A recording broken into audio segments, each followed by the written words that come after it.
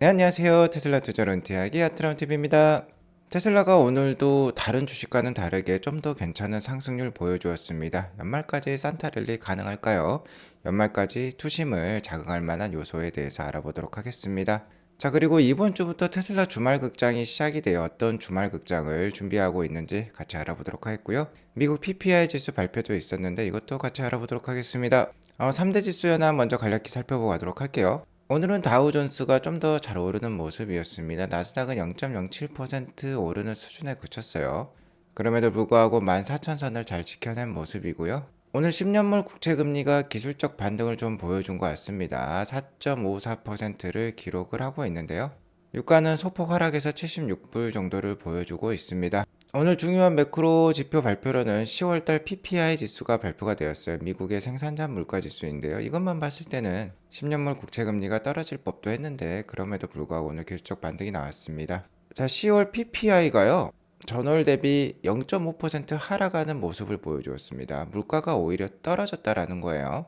예측치가 0.1% 전월 대비 물가가 상승하는 거였는데 전월 대비 오히려 물가가 하락하는 뭔가 강력한 물가 추세 하락의 모습을 보여주다라고 볼 수 있겠습니다. 아무래도 최근 유가 하락이 PPI 지수 하락으로도 이어지는 것 같고요.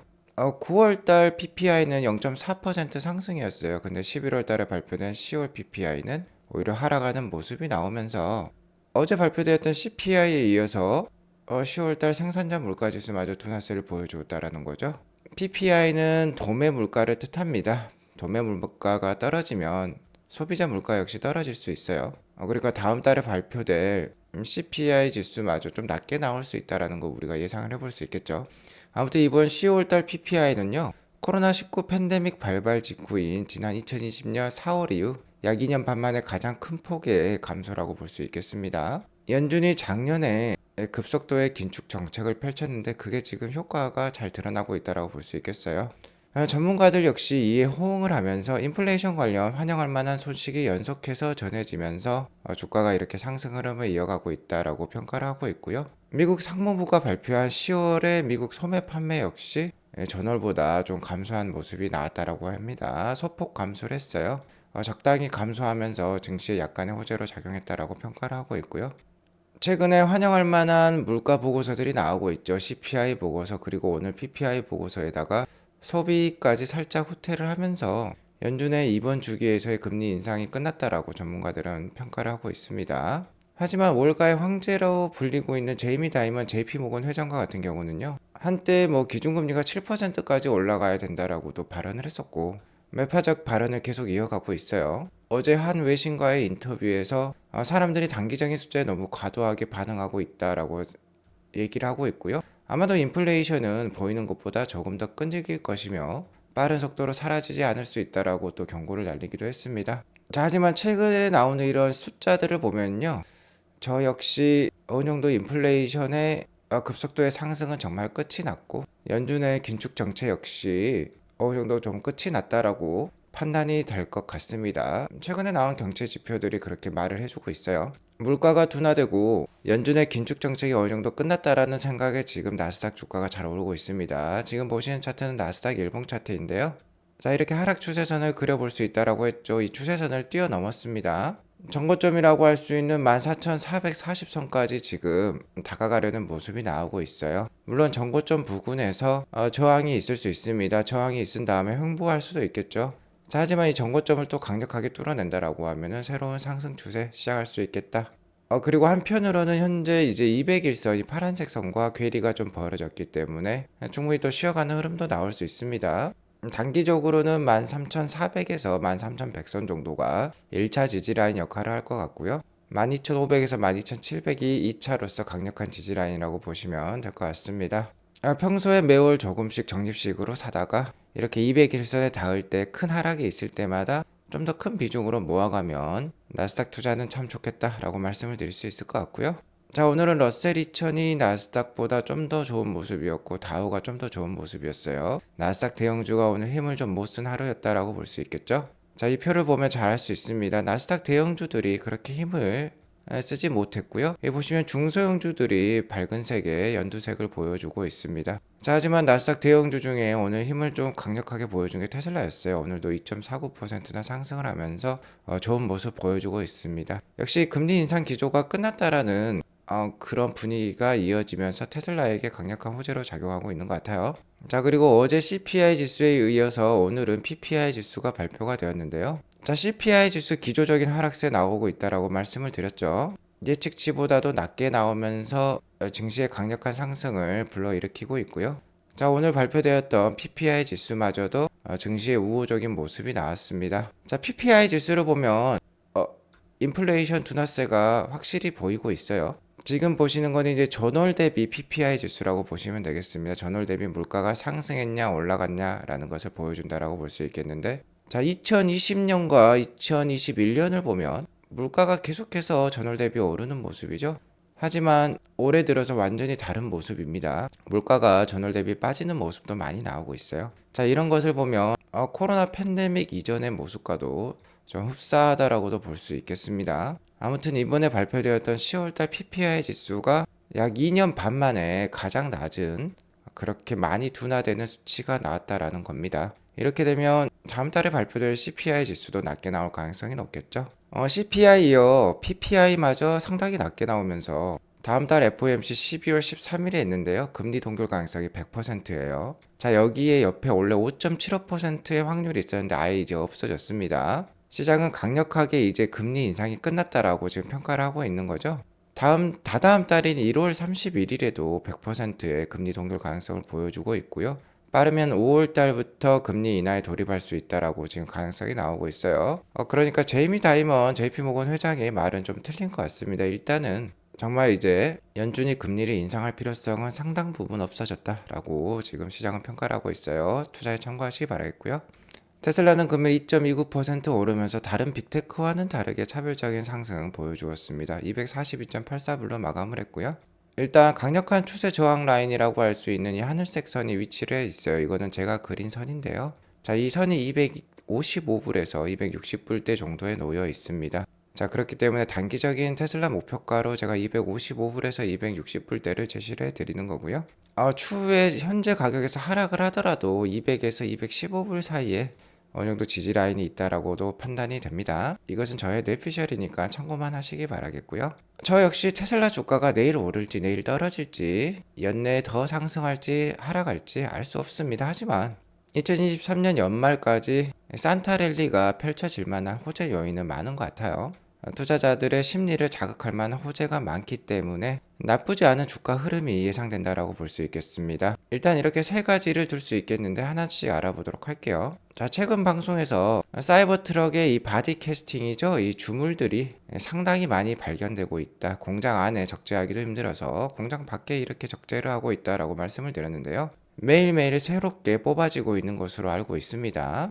자, 바로 사이버트럭 연내 딜리버리 이벤트가 얼마 남지 않았다라는 것을 보여주고 있는데요. 테슬라 IR 담당 임원인 마틴 비에차가 초대장 발송을 시작했다라고 이렇게 트윗을 날렸어요. Invites are out이라고 적혀 있죠. 초대장이 발송이 되었다라는 뜻입니다. 여기 그리고 보시면 플러스 원이란 말이 있어요. 6월 플러스 원, 그러니까 초대장을 받은 분은 한 명 더 데리고 올 수 있다라는 거죠. See you in 2weeks라고 적혀 있습니다. 바로 11월 30일이 되겠는데요.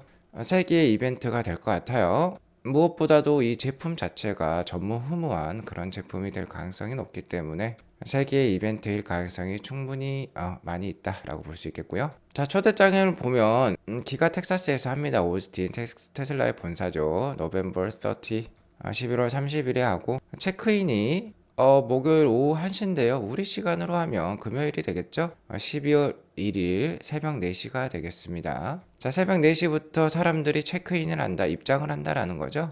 그럼 이벤트는 아마 2시간 후인 6시부터 정도 시작할 것 같습니다. 그러니까 금요일날 아침 6시부터 여유롭게 감상을 하시면 될 것 같고요.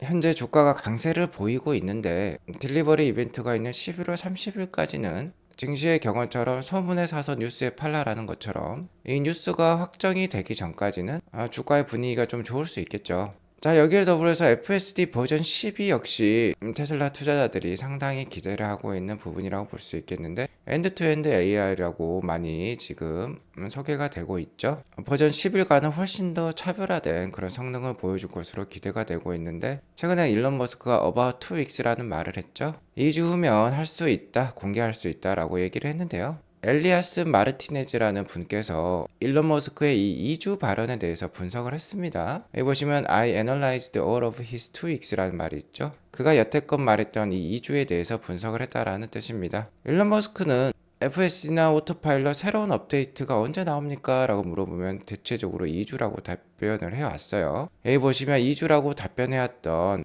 횟수들이 있는데요. 2019년, 2020년, 2021년, 2023년 2주라고 발언했던 다음에 실제로 FSD와 같은 업데이트가 언제 이루어졌는지 살펴보니까요. 보통 3.7주에서 길게는 7.6주였어요. 자, 일론 머스크의 이 2주 발언이 11월 13일 정도에 있었습니다. 그러면 길게 잡았을 때 7.6주였으니까 11월 13일에 7.6주 정도를 더하더라도 올해 연내로 지금 예상이 되어 12월 말에는 나올 수 있다라는 거죠. 자, 빠르면은 12월 초도 될 것 같습니다. 어쨌든 12월 한 10일 사이에서 12월 30일 사이에 나올 가능성이 높아 보여요. 자, 그러면 연내 출시한다라는 건데, 일론 머스크와 테슬라는 이 크리스마스를 매우 좋아합니다. 크리스마스 때마다 이렇게 이벤트성 대대적인 소프트웨어 업데이트를 해주기도 하는데요. 아무래도 크리스마스 선물로 FSD 버전 12가 나올 수도 있을 것 같아요. 그리고 이건 역시 테슬라 주가에 있어서 심리상 좋은 요인으로 작용할 수 있습니다. 그렇기 때문에 이 업데이트가 버전 12의 와이드 릴리즈가 크리스마스에 이어진다라고 하면은 충분히 테슬라 주가의 산타 랠리도 기대를 해볼 수도 있을 것 같아요. 자, 그리고 마지막으로 스타쉽 발사가 있겠습니다. 자, 이 부분은 테슬라가 하는 게 아니라 스페이스 X에서 하죠. 하지만 테슬라와 스페이스 X는 인력과 함께 기술을 공유하는 회사입니다.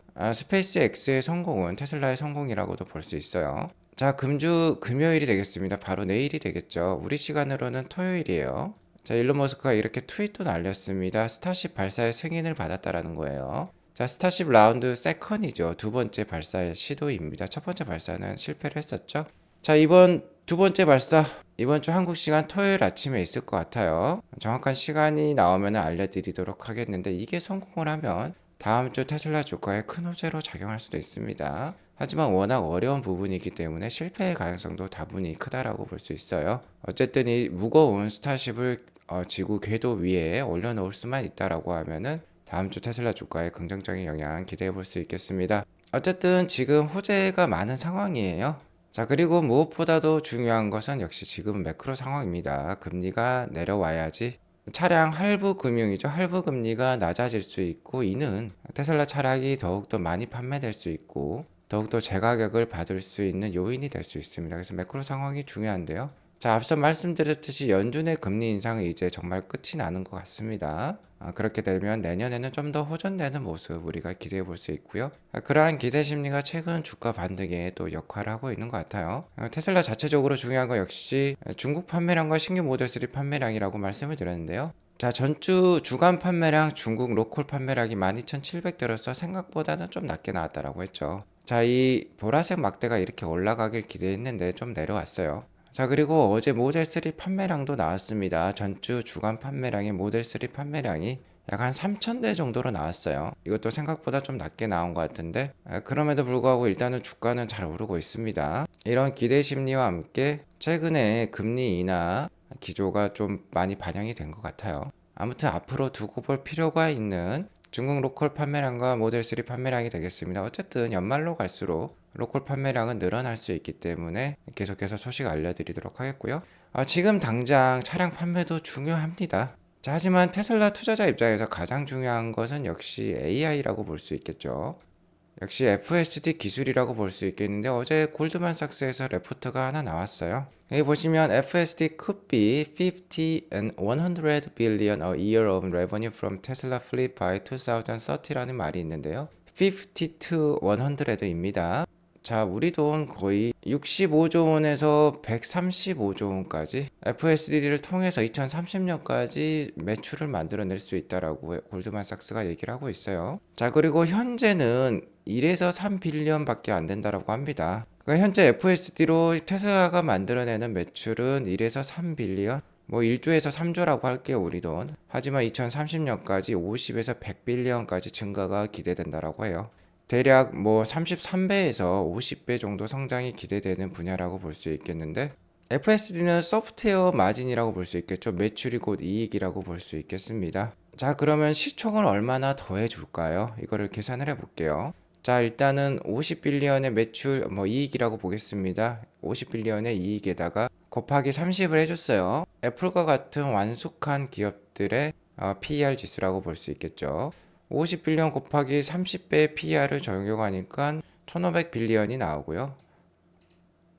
100빌리언에다가 곱하기 30을 하니까 3000빌리언이 나와요. 현재 오늘 기준 테슬라 시총은 775빌리언입니다. 자, 그리고 이는 FSD만 계산을 한 거예요. 차량 판매라든지 ESS, 바로 배터리 뭐 사업이라고 볼 수 있겠죠.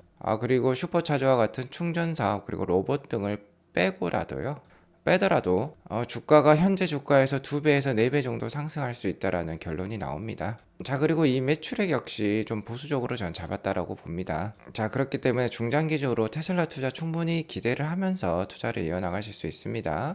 최근 3분기 실적 발표에서도 ESS 마진율이 25%까지 올라오면서 차량 판매 마진율을 넘어서기도 했고요. 계속해서 NACS 테슬라의 충전 사업이죠. 최근에 그 콧대 높던 루시드마저 테슬라의 충전 사업을 채택을 하기로 했어요. 이제 남은 건 폭스바겐 정도라고 볼 수 있겠습니다. 스텔란티스와 거의 지금 충전 사업을 통일해 가고 있고요. 로봇 기술 역시 상당히 빠르게 발전을 하고 있어요. 그렇기 때문에 테슬라 투자 그냥 주가에 부침이 있더라도 계속해서 2030년까지 잘 이어가시길 기원하면서 오늘 투자와 관련된 방송 마치도록 하겠습니다. 오늘 방송이 도움이 되었으면 구독과 좋아요 알람 설정 꼭 눌러주세요. 행복한 목요일 되시기 바라겠습니다. 감사합니다.